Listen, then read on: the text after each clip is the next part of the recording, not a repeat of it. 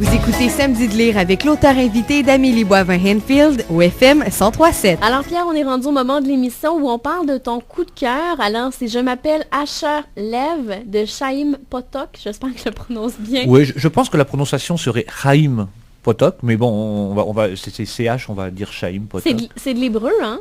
Je pense. Oui, ben j'ai lu ce matin, puis on me disait que ce mot-là, ça veut dire vie en hébreu. Ben, c'est ça. Chaim. Ouais, ben, merci de la découverte. J'aurais pu le savoir, parce qu'en fait j'habite dans un quartier, j'habite à Montréal, dans un quartier qui s'appelle Outremont, et qui est peuplé, je veux dire largement peuplé d'hassidiques, que je ne connaissais pas trop avant, parce que j'ai habité dans beaucoup d'autres endroits d'Outremont avant d'arriver sur ces rues où on en trouve plus, parce que simplement la synagogue est dans la zone dans laquelle ils peuvent habiter, vu qu'ils doivent habiter dans une zone délimitée autour de la synagogue. Oui, d'où les concentrations. Hein. S'il y a une synagogue, ils vont tracer un territoire dans lequel on peut habiter pour jamais être trop loin de la synagogue, donc, ce qui fait qu'ils se concentrent. Donc évidemment, c'est en plus, bon, sans doute un sujet un peu d'actualité. On m'avait promis le pire avec ces gens-là. On m'avait dit, voilà, tu vois, c'est épouvantable, et puis ceci, cela... Moi, il y a un seul voisin qui est venu me saluer quand je suis arrivé, c'est Joël, mon voisin assédique, qui m'a souhaité la bienvenue dans la rue. Donc, je ne peux absolument pas me plaindre de leur présence. Et en fait, tout simplement parce qu'ils sont à côté de nous, nombreux et visibles, et dans mon cas, pas gênants, même si j'ai 2 chiens. Ils ont peur des chiens, mais ça se passe plutôt bien. Là, on tente de vivre ça... comme il faut. Donc je m'y suis intéressé et j'ai découvert ce livre qui s'appelle Je m'appelle Asher Lev, qui est au-delà d'une histoire merveilleuse, une grande histoire, une grande saga, un moyen complètement fiable de découvrir quelle est la réalité du monde hassidique qu'on ne connaît pas, hein, on les connaît que dehors, on ne peut pas rentrer chez eux, etc. Et donc c'est l'histoire d'un enfant dont le père est très très impliqué dans la communauté, hein, donc qui dit communauté dit implication religieuse, dont l'enfant est très doué pour le dessin et surtout la peinture.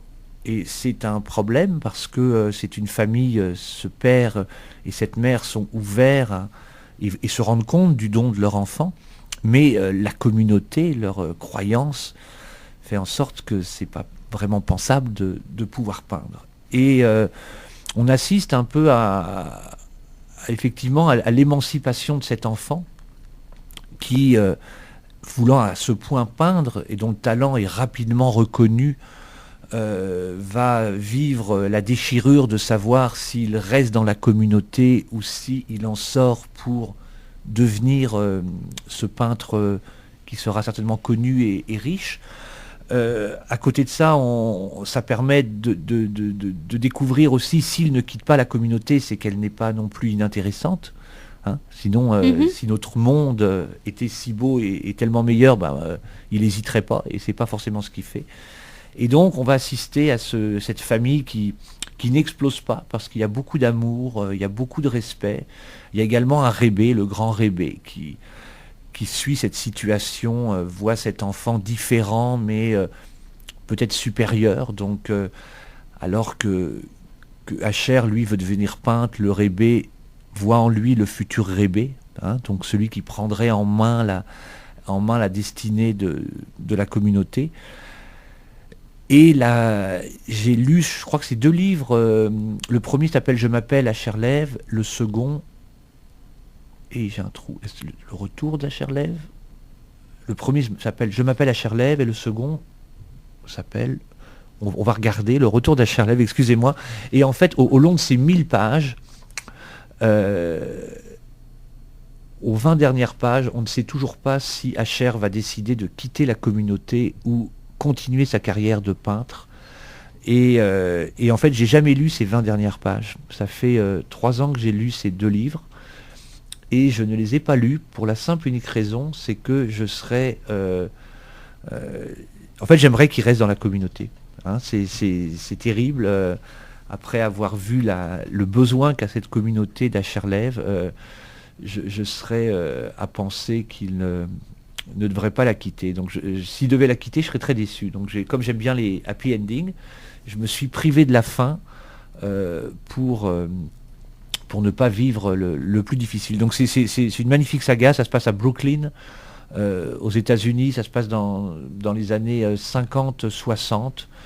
Je le recommande parce que c'est un grand roman, c'est une grande histoire d'amour, c'est une grande fresque familiale, mais c'est également un moyen de pouvoir... le retour d'Asherlev, voilà, excusez-moi.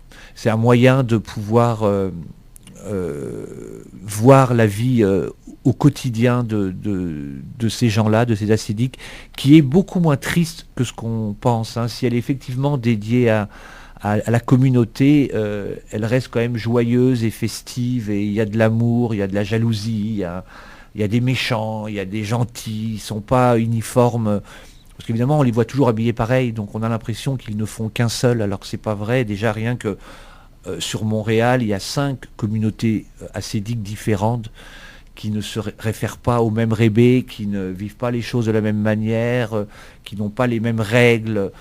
Donc ça permet de les distinguer et de mieux les connaître, hein, parce que le problème de connaissance le problème des relations entre les différentes communautés, c'est souvent l'ignorance.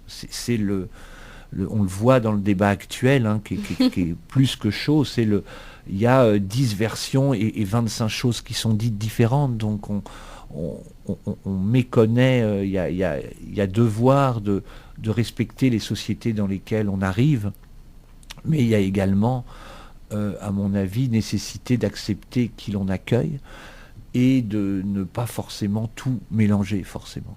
Et le titre, c'est Le don d'Asherlev. Le don d'Asherlev, pardon. Merci beaucoup, Amélie. Tu vois, c'était pas le retour, c'était le don. Donc, les 2 romans, c'est Je m'appelle Asherlev, le premier, c'est en poche. Donc, ça coûte 3 fois rien, ça coûte 11 ou 12 $, ça vaut le coup. Il y a 800 pages ou 700 pages. Et le second, c'est Le don d'Asherlev. Voilà. Ben, merci beaucoup, Pierre, pour ce beau coup de cœur. Merci. On se reparle dans les prochains instants. Au moins, je te présente des livres que j'ai lus cette semaine. Avec plaisir.